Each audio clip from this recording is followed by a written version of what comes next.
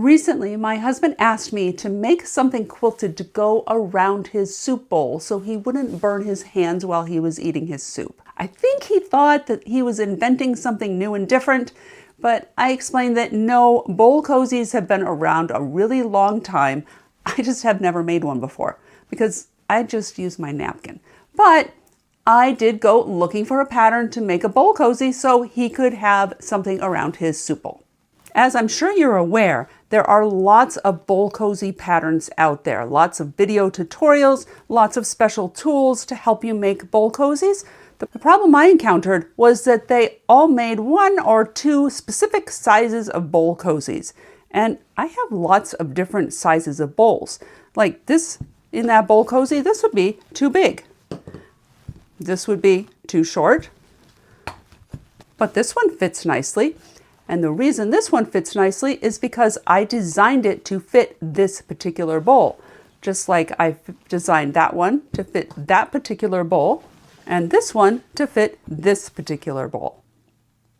And to do that, I went down a rabbit hole of math. But I'm going to show you the math now so you can design a bowl cozy that fits your bowl. I'm going to demonstrate with this bowl here.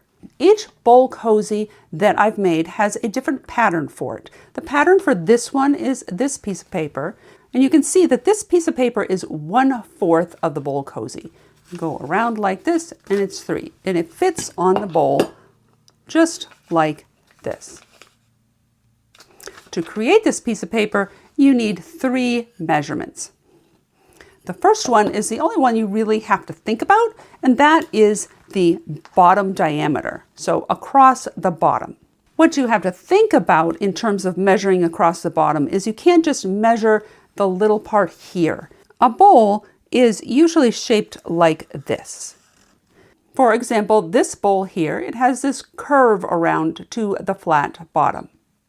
A bowl cozy, on the other hand, is shaped like this. It has straight sides that go down to the bottom.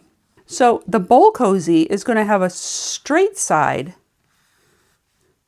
and the bowl is going to sit inside it. If I take this bottom of the bowl, that might be the flat part, and use that, the bowl cozy will end up being too small. The only measurement on this bowl that you have to think about intelligently is this bottom measurement. So we're going to look at this bowl and see that if we're drawing a straight line, it's going a little bit beyond the flat bottom of the bowl. So when I measure the bottom diameter, I'm going to measure a little bit beyond the bottom of the bowl. Now, where does that measurement go?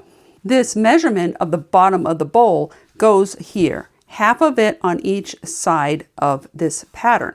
Here it is in the bowl cozy. You can see that the bottom of the bowl measurement is from here to here. This is halfway, so half of this measurement goes for this part of this pattern.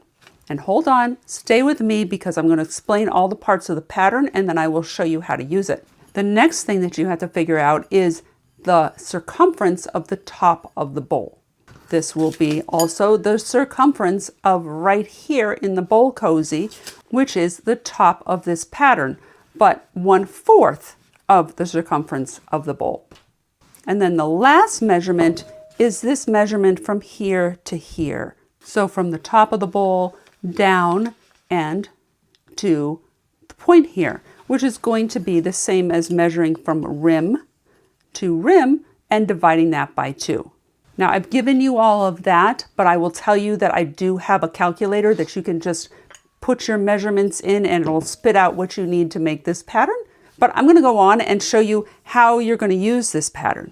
I'm going to start by making something that's very much like a traditional bowl cozy pattern. And in those, you usually sew a line across from corner to corner, and then you cut some pieces out in between. So I'm going to show you how we use this pattern to do that. We're going to put the point right in the center here and line this line up here with this long diagonal. And we're going to mark from here to here and on the other side. And then we're going to go all the way around. just like that. And now it's starting to look like a regular bowl cozy pattern, isn't it? We have these pieces here. We're gonna take these and either cut them out or just sew them as is. And I've just mocked it up with pins here. And you can see this looks like a bowl cozy piece, right? And our bowl fits in there. And that's the pattern I used to make this bowl cozy that fits this bowl just like this. But when I got to this point, something started to pester me. And this is when I went down the rabbit hole, because I had measured from rim to rim and used that measurement. So why did I have all this extra hanging over? Because this line was rim to rim, but this line was longer than rim to rim. And this is the line that we're sewing on.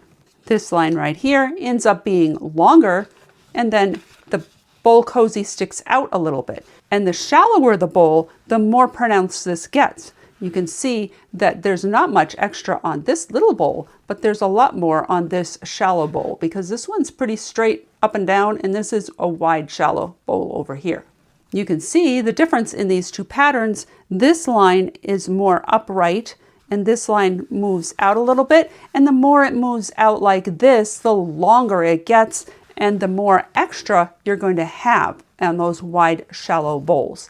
And I tried so hard to figure out how to do the calculations so that I would get something that would end up right on the rim here, but it all turned into circular equations, and I thought I would never figure it out until I woke up at 4 a.m. one morning and had this thought. What if I sewed my lines this way? This actually uses a smaller starting square of fabric, and when you put the pattern on here, I get something that looks like this. And then when I sew this like this, again, I've just pinned those seams, then you get something that looks like this.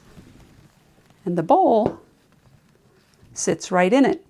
A bowl cozy made this way with the pattern looks like this.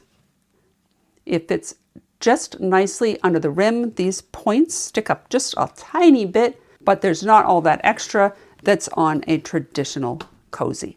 So that was my Alzheimer prevention rabbit hole I went down. If you are interested in making bowl cozies, either traditional or without the flaps on them, that fit your particular bowls, and you don't want to figure that math out yourself, I do have a calculator and a whole pattern that even if you've never made a bowl cozy before, it shows you how to make the bowl cozy. Thanks for watching. Happy sewing!